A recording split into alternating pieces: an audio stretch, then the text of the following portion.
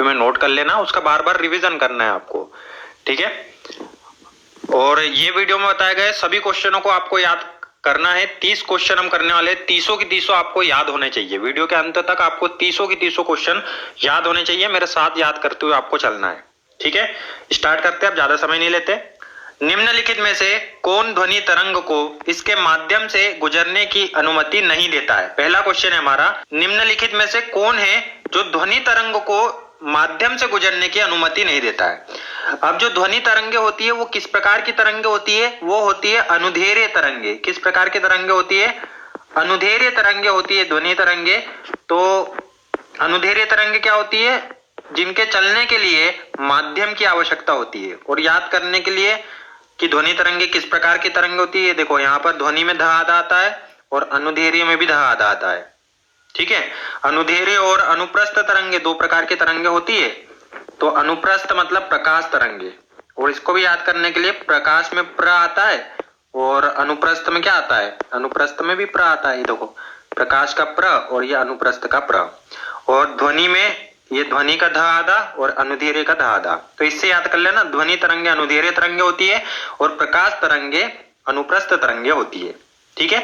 तो अनुधेर्य तरंगे जब चलती है ना, तो इनके लिए हमें माध्यम की आवश्यकता होती है। माध्यम की आवश्यकता होती है तो देखो, या तो माध्यम द्रव हो, या तो माध्यम ठोस हो, या तो माध्यम गैस हो। लेकिन ये जो निर्वात है इसका मतलब है वहां कोई माध्यम है ही नहीं, ठीक है ना, माध्यम नहीं है वहां पर। तो इसलिए वहां पर ध्वनि की तरंगे नहीं चल सकती। जैसे आकाश, स्पेस में कोई माध्यम नहीं होता तो वहां पर ध्वनि की तरंगे नहीं चल सकती है, ठीक है। प्रकाश तरंगे निर्वात में भी चल सकती है, ठीक है। प्रकाश तरंगों का पूछे कि आप आकाश में चल सकती कि नहीं, बिल्कुल चल सकती है। निर्वात में कहीं पर भी प्रकाश तरंगे जा सकती है, ठीक है। बढ़ते अगले क्वेश्चन की तरफ। जंग के निर्माण को रोकने के लिए निम्नलिखित में से कौन सी एक विधि गलत है? गलत विधि कौन सी है ये हमें बताना है। देखो जंग लगी है, जंग लगने से रोकने के लिए हम क्या करते हैं? जनरली पेंट करते हैं।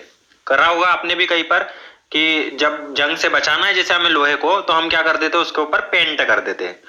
एक तो लोहे की सतह पर हम पेंट कर सकते हैं, या तो गैल्वेनीकरण कर सकते हैं। गैल्वेनीकरण मतलब होता है जस्ते की परत चढ़ाना, जस्ते की परत चढ़ाना। तो परत चढ़ाने वाला जो भी काम है उससे हम जंग लगने से बचा सकते हैं। लोहे की सतह पर पेंट कर लो, या तो जस्ते की परत चढ़ा लो, या फिर टीन की प्लेटिंग कर लो, टीन की परत चढ़ा लो। इससे भी क्या होता है? जंग लगने से बचाया जा सकता है। लेकिन ये क्रिस्टलीकरण ये थोड़ा सा गलत है। इसमें क्रिस्टलीकरण से हम जंग को निर्माण को नहीं रोक सकते, क्रिस्टलीकरण से, ठीक है। तो इसका यही करेक्ट आंसर हो जाएगा। आगे बढ़ते। वायुमंडल में मौजूद जलवाष्प की मात्रा है। अब वायुमंडल में जो मौजूद जलवाष्प है उसकी मात्रा क्या होती है? तो उसको बोलते हैं हम आर्द्रता, ह्यूमिडिटी। उसको क्या बोलेंगे? आर्द्रता बोलेंगे, ह्यूमिडिटी बोलेंगे। आगे बढ़ते। ऐसे पदार्थ जो आंशिक रूप से प्रकाश को अपने माध्यम से गुजरने देते हैं उन्हें क्या कहा जाता है? तो ऐसे पदार्थ जो आंशिक रूप से प्रकाश को अपने में से गुजरने देते हैं उन्हें क्या कहते हैं? तो देखो अपने पास 3-4 टाइप के पदार्थ होते हैं। एक तो पारदर्शी। पारदर्शी मतलब आर पार देखा जा सकता है, प्रकाश को गुजरने दिया और हम आर पार देख सकते हैं। ऐसे कांच होते हैं ना कि हम आर पार का देख सकते हैं। प्रकाश भी जा रहा है, प्रकाश जाएगा तभी तो उधर का देख पाएंगे हम, है ना। तो प्रकाश गया और उधर का भी देख पा रहे तो उसको बोलेंगे पारदर्शी, निस्ता पारदर्शी हो, ठीक है, दोनों तरफ का दिख रहा है। यदि प्रकाश नहीं जा रहा, उधर का नहीं दिख रहा, तो ये बोलेंगे हम अपारदर्शी। क्या बोलेंगे उसको? अपारदर्शी, कि बिल्कुल भी नहीं देख पा रहे हम उधर का। और पारभासी एक माध्यम होता है जिसमें प्रकाश तो जाता है लेकिन उधर साइड का स्पष्ट रूप से नहीं दिखता, मतलब आंशिक रूप से हमको दिखाई देता है, ठीक है। प्रकाश जो है वो आंशिक रूप से जाएगा। जैसे कई ग्लास ऐसे होते हैं कि उसमें से प्रकाश तो जाता है लेकिन आप आर पार नहीं देख सकते। इस प्रकार के ग्लास भी आपने देखे होंगे। तो उस टाइप के ग्लास को हम बोलेंगे पारभासी, ठीक है। क्या बोलेंगे? पारभासी बोलेंगे। और पारदर्शी मतलब दोनों साइड का दिख जाए, और अपारदर्शी मतलब नहीं दिखे बिल्कुल भी, ठीक है। तो ये 3 प्रकार के हमारे पदार्थ होते हैं। जो प्रकाश को गुजरने दे वो पारदर्शी, जो आंशिक रूप से गुजरने दे वो पारभासी, और जो बिल्कुल भी नहीं गुजरने दे वो अपारदर्शी होते हैं, ठीक है। बढ़ते अगले क्वेश्चन की तरफ। एक लाल लिटमस नीला हो जाता है जब किसकी अभिक्रिया करते हैं हम, किसके साथ अभिक्रिया करते हैं, तो लाल लिटमस नीला हो जाएगा। तो इसमें आपको याद रखना है कि लाल लिटमस नीला कब होगा, जब हम क्षार की क्रिया करेंगे। किसकी क्रिया करेंगे, क्षार की क्रिया जब करते हैं, क्षार के साथ अभिक्रिया करते हैं, तो जो लाल लिटमस पेपर है ना वो नीला हो जाता है। और अम्ल क्या करते हैं, अम्ल नीले को लाल में बदलते हैं। जैसे अनिल से आप याद रखना, ये ट्रिक है, अनिल, अ मतलब अम्ल, और ये क्या करेंगे, नीले को लाल में बदलेंगे। अनिल मतलब अम्ल नीले को लाल में बदलेंगे, ठीक है। और इसका उल्टा जो रहेगा वो क्षार रहेगा, मतलब लाल को नीले में बदलेंगे। क्वेश्चन क्या था हमारा, लाल लिटमस को नीला कर रहा था, तो हमारा क्या आ जाएगा, क्षार के साथ अभिक्रिया करवानी पड़ेगी, ठीक है। आगे बढ़ते हैं। एक वाहन द्वारा तय की गई दूरी को मापने के लिए प्रयुक्त होने वाला उपकरण का नाम बताइए। तो वाहन के द्वारा जब हम चलते हैं, दूरी तय करते हैं, तो देखो दो प्रकार के मीटर जो लगा रहता है ना आगे, वो दो प्रकार की रीडिंग बताता है। ये डायग्राम में देखो, एक तो बताएगा ये स्पीड वाला है ना, स्पीड बताता है, और एक जो रहता है ये बीच में, ये किलोमीटर बताता है ना बीच में।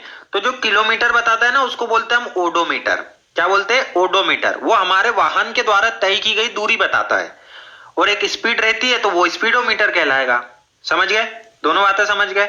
जो किलोमीटर वाला रहता है उसको बोलते हैं ओडोमीटर। ये इंपॉर्टेंट क्वेश्चन है, बार बार रिपीट होता है व्यापम के एग्जाम में, तो आपको ये याद रखना है। ओडोमीटर मतलब तय की गई दूरी मापने के लिए प्रयुक्त होने वाला उपकरण, ठीक है। नेक्स्ट क्वेश्चन की तरफ बढ़ते हैं। आवर्त सारणी के समूह 14 का एक तत्व X और समूह 17 के अन्य तत्व Y के साथ संयोजित होता है, तो निर्मित यौगिक का आणविक सूत्र क्या होगा। निर्मित यौगिक का आणविक सूत्र हमें बताना है। तो देखो अब मैं जूम करके आपको बताऊंगा। ये है हमारी पीरियोडिक टेबल। ये क्या है, हमारी है पीरियोडिक टेबल। और इस पीरियोडिक टेबल को हम बार बार इसका रिवीजन करने वाले, इस पीरियोडिक टेबल का हम, ताकि आपको सारी की सारी चीजें याद हो जाए। क्योंकि एमपी पुलिस और व्यापम में बहुत सारे एग्जाम इस आवर्त सारणी से सीधे सीधे रूप में पूछे जाते हैं, तो आपको ये याद करना है। मैं बार बार आपको ये दिखाते रहूंगा, याद हो जाएगी, मेरी गारंटी है, ठीक है। लेकिन वीडियो को आपको देखना पड़ेगा, जब भी ये सीरीज का वीडियो आता है तो आपको देखना पड़ेगा उसको, ठीक।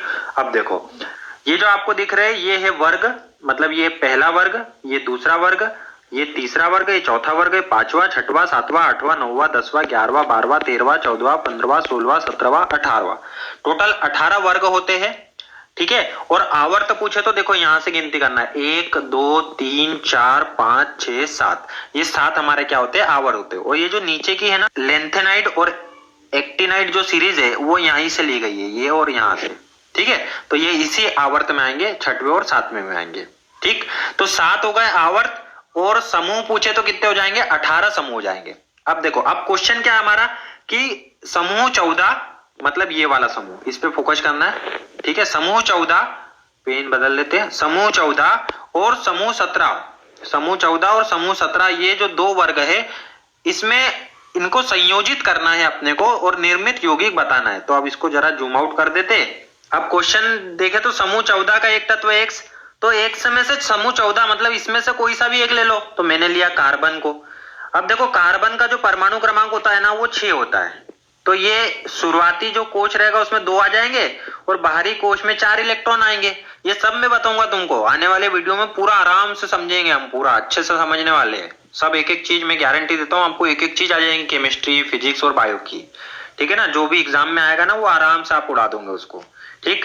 तो कार्बन के 6 हो गए परमाणु क्रमांक, उसमें पहले कोश में 2 इलेक्ट्रॉन, दूसरे कोश में 4 इलेक्ट्रॉन, मतलब ये 4 अन्य के साथ साझा करेगा ना, तो इसके बाहरी कोश में 8 इलेक्ट्रॉन हो जाएंगे और ये स्थायी हो जाएगा, ठीक है। स्थायी हो जाएगा तो 8 इलेक्ट्रॉन होना चाहिए बाहरी कोश में, तो ये 4 के साथ साझा करेगा।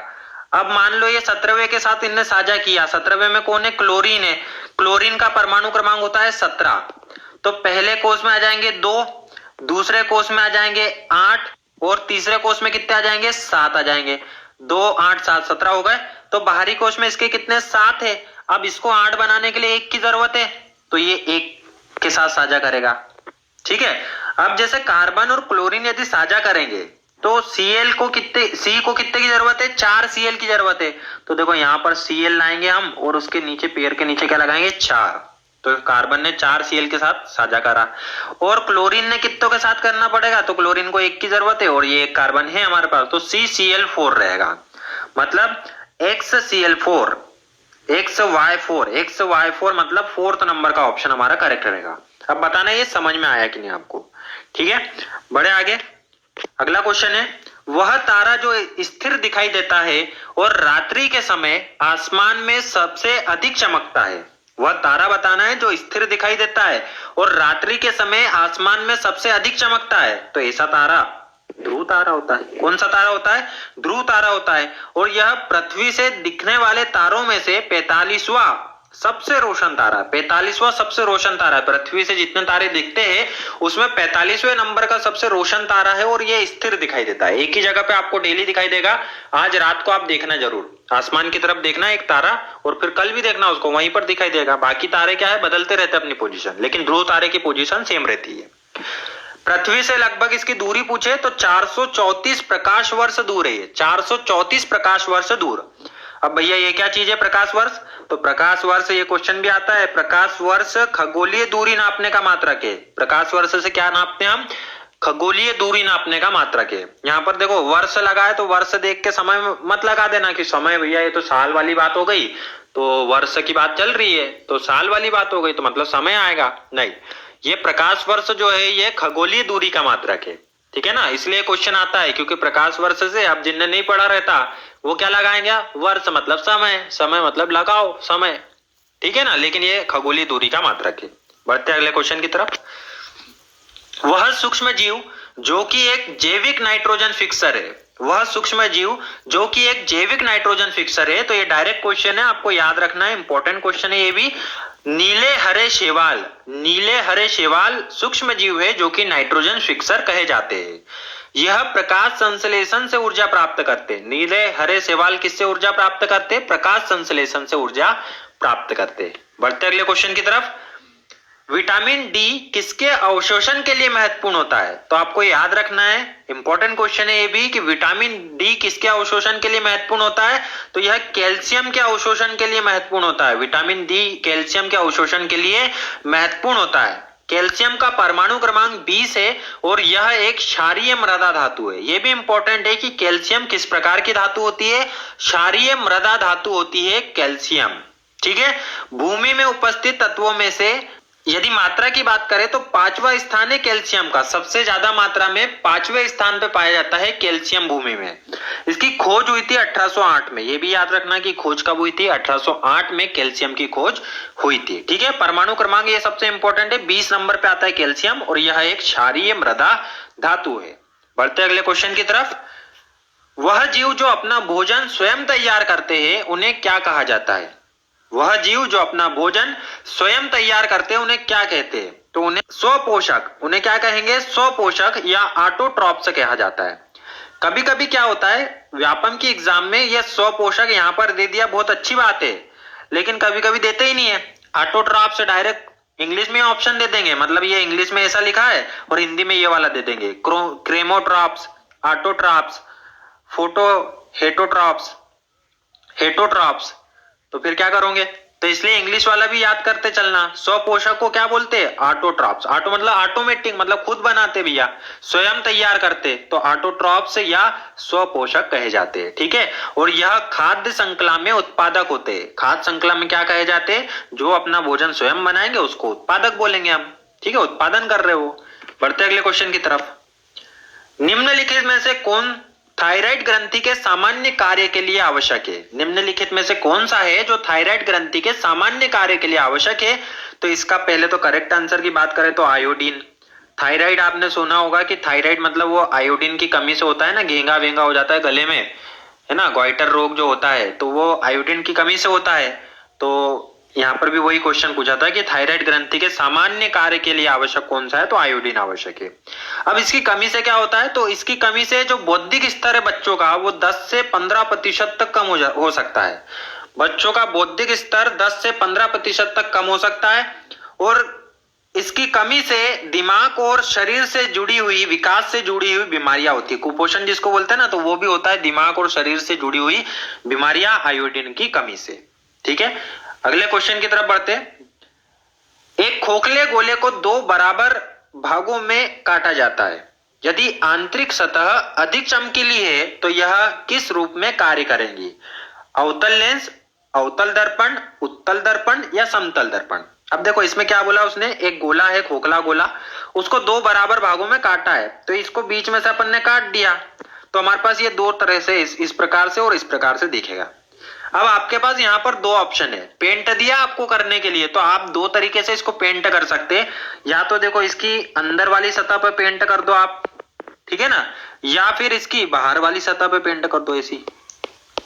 ये दोनों कर सकते कि नहीं कर सकते? कर सकते ना, या तो अंदर वाली सतह पे पेंट करेंगे या तो बाहर वाली पे करेंगे। अब यदि अंदर वाली सतह पे पेंट किया तो ये बाहर वाली सतह चिकनी बच गई कि नहीं बच गई?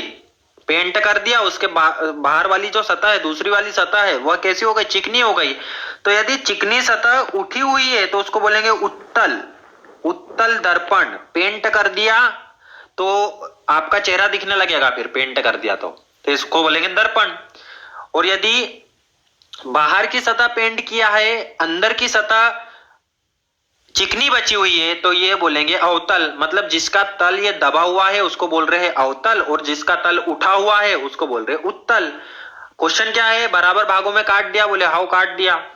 आंतरिक सतह अत्यधिक चिकनी है, आंतरिक सतह चिकनी मतलब ये सेकंड वाले की बात कर रहा है, और सतह दबी हुई है मतलब चिकनी, आंतरिक सतह चिकनी, तो दबी हुई सतह तो वो होता है अवतल दर्पण, और पेंट करा है ना, तो दर्पण बनेगा। ठीक है, समझ गए? बढ़ते अगले क्वेश्चन की तरफ। पौधों में क्लोरोफिल के संश्लेषण के लिए क्या आवश्यक होता है? पौधों में क्लोरोफिल के संश्लेषण के लिए क्या आवश्यक होता है, ये हमें बताना है। तो इसके लिए आपको मैग्नीशियम की जरूरत होती है। किसकी जरूरत होती है? मैग्नीशियम की। क्लोरोफिल का यदि संश्लेषण करना है तो मैग्नीशियम की जरूरत होती है। ठीक है, ये याद कर लेना, डायरेक्ट क्वेश्चन है कि क्लोरोफिल का संश्लेषण करना है तो मैग्नीशियम की जरूरत होगी। बढ़ते नेक्स्ट क्वेश्चन की तरफ। अम्ल धातुओं के साथ अभिक्रिया करते हैं और यह उत्पन्न करते हैं। तो ये भी इंपॉर्टेंट क्वेश्चन है, बार बार पूछा जाता है ये भी व्यापम के एग्जाम में, कि अम्ल जब धातुओं के साथ अभिक्रिया करते हैं तो क्या उत्पन्न करते हैं? तो यह उत्पन्न करते हैं हाइड्रोजन। क्या उत्पन्न करते हैं? अम्ल धातुओं के साथ क्रिया करके हाइड्रोजन उत्पन्न करते हैं। ठीक है, देखो एग्जाम्पल देखो, जैसे जिंक एक धातु है और जिंक ने सल्फ्यूरिक अम्ल के साथ H2SO4 के साथ अभिक्रिया की। इनको बार बार बोलना पड़ेगा, आपको याद हो जाएगा। जिंक, जिंक क्या है? धातु। धातु ने अम्ल मतलब H2SO4, सल्फ्यूरिक अम्ल कहा जाता है H2SO4, इसके साथ अभिक्रिया की तो जिंक का सल्फेट बन गया, जिंक का सल्फेट बन गया और हाइड्रोजन गैस मुक्त हो गई। देखो H2SO4 में से ये जो SO4 है ना, ये SO4 जिंक के साथ आ गया तो जिंक सल्फेट बन गया। अब ये यहाँ पर H2 बच गई ना, H2 मुक्त हो जाएगी तो वो हाइड्रोजन गैस कहलाती है। नहीं समझ में आया? एक और एग्जांपल से समझते हैं। आयरन है, आयरन एक धातु है, धातु को हमने अम्ल में मिलाया, H2SO4 में मिलाया तो ये आयरन सल्फेट बनेगा। मतलब ये जो SO4 है ना, ये SO4 आयरन के साथ मिल जाएगा तो आयरन सल्फेट बन जाएगा और यहां से हाइड्रोजन गैस निकल जाएगी। ठीक है, तो मतलब अम्ल धातु के साथ अभिक्रिया करेगा तो हाइड्रोजन गैस हमारी मुक्त होती है। समझ गए? नेक्स्ट क्वेश्चन की तरफ बढ़ते हैं। निम्नलिखित में से किस तरल पदार्थ में सोडियम धातु को सुरक्षित रूप से संग्रहित किया जाता है? तो सोडियम धातु क्या होती है भैया? ये जो सोडियम धातु रहती ना, ये अत्यधिक अभिक्रियाशील धातु है, तो इनको बाहर रखोगे ना तो आग पकड़ लेती है, जलने लगती है, तो इसलिए इनको रखते हैं हम केरोसिन के तेल में। सोडियम को काय में रखेंगे? केरोसिन में रखेंगे। बोलो एक बार, सोडियम को किस में रखेंगे? केरोसिन में रखेंगे। ठीक है, बढ़ते नेक्स्ट क्वेश्चन की तरफ। प्रकाश संश्लेषण वातावरण से किस चीज को हटा देता है? देखो प्रकाश संश्लेषण, जब पौधे अपना खाना बना रहे होते हैं ना, उसको बोलते हैं प्रकाश संश्लेषण की क्रिया, जो कि हरे पत्तियों में होती है। ठीक है, अब प्रकाश संश्लेषण से जब उनको खाना बनाना है ना, तो उनको कार्बन डाइऑक्साइड की जरूरत पड़ती है। अब कार्बन डाइऑक्साइड पौधे कहां से लेंगे? तो वातावरण से लेंगे, क्योंकि हम तो ढेर सारी कार्बन डाइऑक्साइड छोड़ रहे है ना, और ऑक्सीजन की हमको जरूरत है, और बेचारे पौधे क्या कर रहे हैं? उनको कार्बन डाइऑक्साइड की जरूरत है और वो ऑक्सीजन फोकट में ऐसे दे देते हैं वातावरण में, है ना, इसलिए बोलते हैं ज्यादा से ज्यादा पेड़ लगाओ। तो वो ऑक्सीजन हम यूज कर रहे हैं और वो क्या करते हैं? कार्बन डाइऑक्साइड का यूज कर रहे हैं, तो वो क्या हटा रहे हैं वातावरण से? कार्बन डाइऑक्साइड को हटा रहे हैं। ठीक है, नेक्स्ट क्वेश्चन की तरफ बढ़ते हैं। आवर्त सारणी के तीसरे आवर्त में निम्नलिखित में से कौन सा तत्व आकार में सबसे बड़ा है? देखो यहाँ पर आवर्त सारणी का आवर्त बोला है। अब फिर से जूम मारेंगे हम हमारी आवर्त सारणी पे। इसमें देखो, इसमें जो ये खड़े वाले इनको बोलेंगे वर्ग। तो पहला वर्ग, दूसरा वर्ग, तीसरा वर्ग, चौथा वर्ग, पांचवा, छठवां, सातवां, आठवां, नौवां, 10वां, 11वां, 12वां, 13वां, 14वां, 16, 17, 18। कितने वर्ग है? कितने ग्रुप है? 18 ग्रुप है। और इसको क्या बोलेंगे, आड़े वाले को आवर्त, एक आवर्त, दूसरा, तीसरा, चौथा, पांचवा, छठवां, सातवां। तो यहाँ पर 7 आवर्त हो गए और कितने वर्ग हो गए, 18 वर्ग हो गए। इसमें बोला उसने तीसरे में जाओ, तो ये रहा भैया सोडियम वाला तीसरा, sodium, magnesium, aluminium, silicon, phosphorus, sulphur, chlorine, argon, ये वाला वर्ग हो गया हमारा तीसरा वर्ग। अब इसमें बोला है कि आकार सबसे बड़ा कौन सा है। तो देखो आकार मतलब क्या होता है कि परमाणु का जैसे पहले नाभिक रहेगा, फिर उसमें कोशों की संख्या जैसे जैसे बढ़ते जाएगी वैसे वैसे उनका आकार बढ़ते जाएगा। तो अब इन सब में कोशों की संख्या, अब आवर्त उनने सेम बोल दिया ना, तीसरा आवर्त। तो देखो इसमें तीसरा आवर्त मतलब 3 रहेंगे, इसमें 3 रहेंगे इसमें कोश, पहला कोश, दूसरा कोश और तीसरा कोश, ऐसे 3 कोश बनेंगे इसमें, है ना। तो इसमें सबसे ज्यादा जो आकार में बड़ा रहेगा वो हमसे पूछा है। तो याद रखना कि इसमें ये जो आखिरी में हो जाता है ना, ऋणात्मक तत्व बढ़ जाते हैं, ठीक है। तो ये पहले वालों का आकार सबसे बड़ा होता है और इधर से इधर जाएंगे तो आकार में कमी आती जाएगी। ऊपर से नीचे जाएंगे तो आकार बढ़ेगा और बाएं से दाएं जाएंगे तो आकार में क्या होती है, कमी होती है। समझ में आया। ऊपर से नीचे आकार बढ़ेगा क्योंकि कोशों की संख्या बढ़ती है, आवर्त बढ़ेंगे, कोशों की संख्या बढ़ेगी, आकार बढ़ेगा। लेकिन जब हम लेफ्ट टू राइट जाएंगे, बाएं से दाएं जाएंगे, तो आकार में क्या होती है, कमी आती है, क्योंकि ऋणात्मक तत्व है। नाभिक इसको क्या करता है, अपनी तरफ आकर्षित करता है, वो छोटा कर देता है साइज में। इसलिए जो आगे वाले तत्व है ना वो हमारा करेक्ट रहेगा। तो इसमें जो सोडियम है वो हमारा करेक्ट आंसर आएगा, ठीक है। सोडियम हमारा करेक्ट आएगा क्योंकि सोडियम यहीं पर है ना। ये देखो ये सोडियम पे जो मारता हूँ, ये रहा सोडियम हमारा, समझ में आया। सोडियम ये रहा, ठीक। तो सोडियम हमारा करेक्ट आंसर हो जाएगा, ठीक है। बढ़े अगले क्वेश्चन की तरफ। किस प्रकार का दर्पण अभिवर्धित और वास्तविक प्रतिबिंब का निर्माण कर सकता है। किस प्रकार का दर्पण अभिवर्धित और वास्तविक प्रतिबिंब का निर्माण कर सकता है। तो यह है अवतल दर्पण। अवतल दर्पण, शेविंग जब दाढ़ी बनाते हैं ना तो उसमें जो दर्पण यूज करते हैं वो अवतल दर्पण होता है, क्योंकि वो हमें बड़ा प्रतिबिंब बना के देता है। क्या करता है, बड़ा प्रतिबिंब बना के देता है और वास्तविक प्रतिबिंब बनाता है। एक बात याद रखना कि जो वास्तविक प्रतिबिंब होता है ना, यह उल्टा प्रतिबिंब होता है। वास्तविक प्रतिबिंब कैसा प्रतिबिंब होता है, उल्टा प्रतिबिंब होता है वास्तविक प्रतिबिंब, ठीक है। ये भी आगे हम पढ़ेंगे वीडियो में, पूरा डिटेल में पढ़ने वाले सब टॉपिकों को, आप बस जुड़े रहना हमारे साथ, ठीक है। अवतल दर्पण होगा जो अभिवर्धित करेगा और वास्तविक प्रतिबिंब बना के देता है। आगे बढ़ते हम। निम्नलिखित में से कौन सा विटामिन खून के थक्के के लिए जिम्मेदार है। खून के थक्के के लिए कौन सा विटामिन जिम्मेदार है। तो आपको याद रखना है विटामिन के जो रहता है वो खून के थक्के के लिए जिम्मेदार होता है। विटामिन के जो रहता है वो खून के थक्के के लिए जिम्मेदार होता है, ठीक है। नेक्स्ट क्वेश्चन है हमारा, निम्नलिखित में से कौन सी चाल की इकाई नहीं है। अब नहीं वाले क्वेश्चनों को बड़े ध्यान से पढ़ना, क्योंकि नहीं वो छोटा सा लिख देते और हम हाँ वाला लगा देते। तो चाल की इकाई नहीं है बताना है हमें। तो देखो चाल की इकाई पूछा है तो पहले तो चाल पता होना चाहिए कि चाल होती क्या है। तो चाल बराबर होता है दूरी बटे समय। चाल बराबर क्या होता है, दूरी बटे समय। चाल बराबर दूरी बटे समय। और दूरी जो नापी जाती है वो मीटर में नापी जाती है और समय जो रहती है वो सेकंड में नापी जाती है। अब ये ऑप्शन में देखो कि जो दूरी का मात्रक नहीं है तो किलोमीटर नापते हम दूरी को, किलोमीटर में, सेंटीमीटर में भी नाप सकते दूरी को और मीटर में भी नाप सकते, और बटे में तो घंटा, सेकंड, सेकंड। तो बिल्कुल ये तीनों आ सकते हैं लेकिन ये नहीं आ सकता। तो ये हमारा करेक्ट आंसर हो जाएगा। किलोग्राम, किलोग्राम से तो हम द्रव्यमान नापते कि नहीं। शक्कर लेने आते तो किलोग्राम में लाते कि नहीं शक्कर, और किराना से कुछ भी लाएंगे तो किलोग्राम में लाते ना। तो वो उससे कहीं दूरी थोड़ा नाप रहे हम, वो क्या है, वजन नापने के काम आता है। तो इसलिए ये वाला हमारा गलत हो जाएगा। इस क्वेश्चन का करेक्ट आंसर होगा किलोग्राम पर सेकेंड नहीं है ये, ठीक है। अब इसमें देखो 5 चीजें जो है ना बेसिक आपको याद रखना है। दूरी, दूरी मतलब होता है लंबाई और इसका मात्रक होता है मीटर। दूरी, लंबाई, मीटर।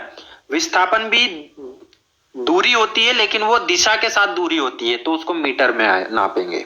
चाल जो होता है वो दूरी बटे समय करेंगे तो चाल आ जाएगा। दूरी बटे समय मतलब मीटर पर सेकेंड। वेग मतलब होता है विस्थापन बटे समय मतलब मीटर पर सेकेंड। विस्थापन मतलब मीटर और समय मतलब सेकेंड। त्वरण होता है वेग में परिवर्तन की दर मतलब वेग बटे समय। तो वेग को नापते मीटर पर सेकंड में और बटे में समय है तो ये सेकंड का स्क्वायर हो जाएगा यहाँ पर, मीटर पर सेकंड स्क्वायर, ठीक है। ये सेकंड का स्क्वायर है, मीटर पर सेकंड स्क्वायर। ठीक है, ये 5 चीजें आपको याद रखना है, आगे काम देंगी हमको। नेक्स्ट क्वेश्चन है हमारा, निम्नलिखित में से कौन सा एक प्राकृतिक सूचक है? नेचुरल इंडिकेटर बताना है हमें।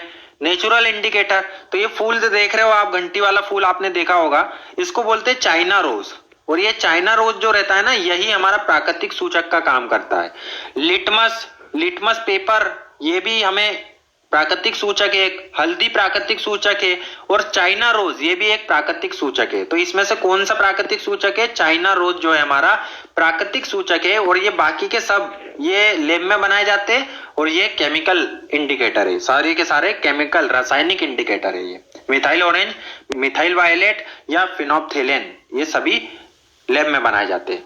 ठीक है, नेक्स्ट क्वेश्चन है हमारा, आयरन एक अनिवार्य खनिज है जो हमारे शरीर में किसके उत्पादन के लिए आवश्यक है? जो आयरन है, आयरन मतलब लोहा, एफी से क्या बनाते हैं हम? एफी से बनता है हीमोग्लोबिन। क्या बनता है? हीमोग्लोबिन बनता है। हीमोग्लोबिन के उत्पादन के लिए हमारे शरीर में आयरन जरूरी होता है। ठीक है ना, हीमोग्लोबिन बनता है, लाल कलर का होता है हीमोग्लोबिन। खून के जो रक्त है, रक्त का लाल कलर किसके कारण होता है? हीमोग्लोबिन के कारण होता है। तो ये आपको याद रखना है, लाल से आयरन, और आयरन से बनता है हीमोग्लोबिन, हीमोग्लोबिन से होता है रक्त का लाल रंग। ठीक है, और यह धातु प्रोटीन है। हीमोग्लोबिन क्या है? धातु प्रोटीन है हीमोग्लोबिन। ठीक है, हीमोग्लोबिन क्या है? धातु प्रोटीन है हीमोग्लोबिन। तो ये भी आपको याद रखना है। नेक्स्ट क्वेश्चन की तरफ बढ़ते हैं, मिट्टी को भरपूर बनाने या पुनः पूर्ति करने के लिए खेतों में क्या डाली जाती है? तो मिट्टी को भरपूर बनाना है और पुनः पूर्ति करने के लिए खेतों में हम डालेंगे खाद, मेनुअर डालेंगे या खाद डालेंगे मिट्टी को भरपूर बनाने के लिए। ठीक है, नेक्स्ट क्वेश्चन है हमारा, एक बंद कमरे में कोयला जलाने से कौन सी गैस उत्पन्न होती है? तो बंद कमरे में कोयला जलाने से कौन सी गैस उत्पन्न होती है, ये हमें बताना है। अभी क्या है, ठंड का समय चल रहा है, और आपका मन करता होगा शाम के या रात के समय कि हाथ तापने का मन करता होगा। करता है कि नहीं करता है? ठंड बहुत ज्यादा होती है तो हाथ तापने का मन करता है, लेकिन वो घर रूम के अंदर मत जला लेना, और बंद कमरों में तो जलाना ही नहीं है बिल्कुल भी अपने को। कारण क्या है उसका? क्योंकि यदि हम बंद कमरों में जलाएंगे तो बंद कमरों में ऑक्सीजन की कमी रहती है, और जब हम आग जला रहे हैं तो आग जलने के लिए ऑक्सीजन की जरूरत पड़ती है। आपने पढ़ा होगा कि आग जलने के लिए ऑक्सीजन की जरूरत पड़ती है। तो वो क्या करेंगे, आग जल रही है, वो कमरे की पूरी ऑक्सीजन ले लेंगी। कमरे की क्या करेंगी? पूरी ऑक्सीजन ले ली। अब आपको भी तो सांस ले रहे हो तो ऑक्सीजन की जरूरत पड़ेगी ना। तो ऑक्सीजन की मात्रा यदि कम हो गई ना, तो फिर उसके बाद वो बनता है कार्बन मोनोऑक्साइड। क्या बनेगा? कार्बन मोनोऑक्साइड बनेगा। O2 जब कम हो जाएगा तो वो CO बनने लगता है। ठीक है ना, CO बनेगा तो कार्बन मोनोऑक्साइड की मात्रा बढ़ जाती है। ये आपको याद रखना है, यह एक रंगहीन गैस होती है और मनुष्य और जानवरों के लिए विषैली होती है। ठीक है, और उसके कारण क्या हो सकता है? दम घुट सकता है हमारा।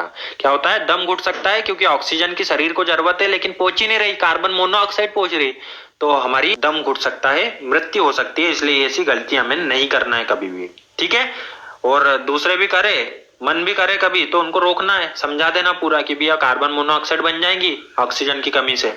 ठीक है, नेक्स्ट क्वेश्चन है हमारा, मानव कान में वह झिल्ली जो कंपन उत्पन्न करती है और सुनने में मदद करती है, क्या कहलाती है? मानव कान में वह झिल्ली हमें बताना है जो कंपन उत्पन्न करती है और सुनने में मदद करती है।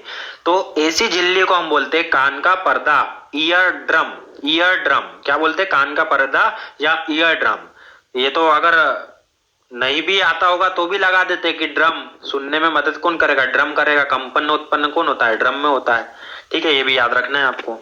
नेक्स्ट क्वेश्चन है हमारा, हम एक किसकी मदद से यह जांच सकते हैं कि कोई वस्तु आवेशित है या नहीं?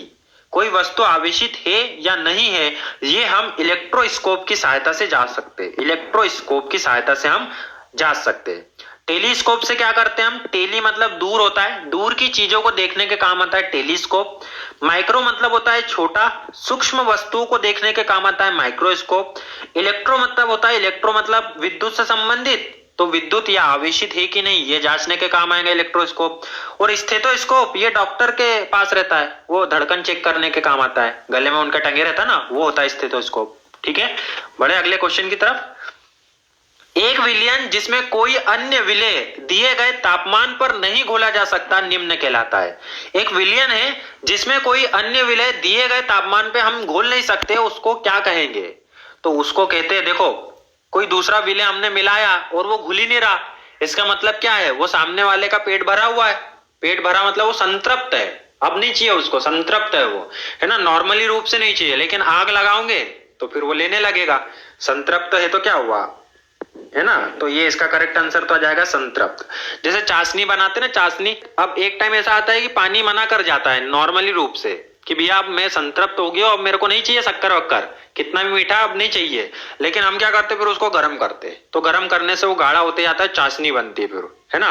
तो जब वो मना कर देना तो समझ जाना ये संतृप्त हो गया, कि अब नहीं चाहिए इसको, संतृप्त विलयन हो गया। ठीक है, बढ़ते अगले क्वेश्चन की तरफ। एक पौधे के विभिन्न हिस्सों में भोजन की गति किसके माध्यम से होती है, मतलब भोजन का ऊपर से नीचे किसके द्वारा होता है, तो पौधे के विभिन्न हिस्सों में भोजन को पहुंचाना है ना, तो भोजन के लिए फ्लोएम को काम पे लगाया है। किसको लगाया है, फ्लोएम को काम पे लगाया है। यह एक संवहक ऊतक होता है। यह कैसा ऊतक है, संवहक ऊतक है। संवहक ऊतक दो होते हैं पौधे में, एक तो फ्लोएम है और एक जाइलम है। जाइलम भी एक संवहक ऊतक है। जाइलम का क्या काम है, जल और अन्य खनिज को स्थानांतरित करता है। ये जल और अन्य खनिज को स्थानांतरित करने का काम करता है जाइलम। जैसे हम जब पौधों को पानी देते तो उसकी जड़ में देते, है ना, तो जड़ क्या करेंगी, पौधों से जो हम पानी दे रहे हैं वो जड़ सोख लेती है और उसके बाद जाइलम को काम पे लगा देती कि भैया सब जगह पहुंचाओ इसको, है ना, सब जगह शाखाओं में हमारी पहुंचाना है। तो जाइलम का काम है कि वो पानी को और अन्य जो भी मिनरल्स है, खनिज है, उसको पहुंचाएंगे अन्य शाखाओं तक। और फ्लोएम, प्रकाश संश्लेषण हुआ, खाना बन गया पत्तियों में, तो खाना जब बनेगा ना तो फ्लोएम काम पे लगेगा कि भैया सब जगह पहुंचाना है आपको, है ना। मुंबई में जैसे डब्बे वाला रहते ना, वैसे फ्लोएम है अपने पौधों में डब्बे वाला कौन है, फ्लोएम है। ठीक है, तो वो पहुंचाता है सब जगह, डब्बे लेके जाता है, मतलब खाना लेके जाता है फ्लोएम। ठीक है, नेक्स्ट क्वेश्चन की तरफ बढ़ते हैं और ये वीडियो का आखिरी क्वेश्चन है। यदि वीडियो अच्छा लगा हो तो लाइक कर देना, मन करे तो, नहीं तो नहीं भी करूंगा, कोई दिक्कत नहीं है। लेकिन यदि क्वेश्चन नहीं याद किए होंगे ना तो फिर से देखना वीडियो को, क्वेश्चन क्योंकि याद होना चाहिए हमको एमपी पुलिस निकालना है, वर्दी इस साल होना ही होना है। 2020 गया कोरोना के नाम, अब 2021 हमारा होगा, हम लेंगे जॉब 2021 में, और वो भी वर्दी वाली। ठीक है, 4000 पोस्ट भी आए, लेकिन हमें क्या चाहिए, बस एक पोस्ट चाहिए, वो आपकी होना चाहिए। ठीक है, इसलिए बहुत मेहनत करो, दिन रात एक कर दो, इस बार आपको लेना ही लेना है, किसी भी हालत में जॉब लेना है। ठीक है, तो ये आखिरी क्वेश्चन देखते हैं। तीसरा क्वेश्चन है हमारे सौरमंडल के केंद्र में स्थित तारा कौन सा है। हमारे सौरमंडल के केंद्र में स्थित तारा, हद क्वेश्चन है, तो सूर्य है हमारे सौरमंडल के केंद्र में स्थित। उसी के चारों तरफ तो सभी ग्रह चक्कर लगा रहे कि नहीं लगा रहे। तो सूर्य का एक तो व्यास भी पूछा जाता है कभी कभी कि कितना व्यास होता है, तो 13,90,000 किलोमीटर होता है। 13,90,000 किलोमीटर व्यास है सूर्य का, और ये पृथ्वी के व्यास का 109 गुना है। पृथ्वी के व्यास का 109 गुना है, तो ये भी आपको याद रखना है। ठीक है, तो ये था आपका विज्ञान का ये पहला लेक्चर। ये सीरीज आगे बढ़ेगी और आपका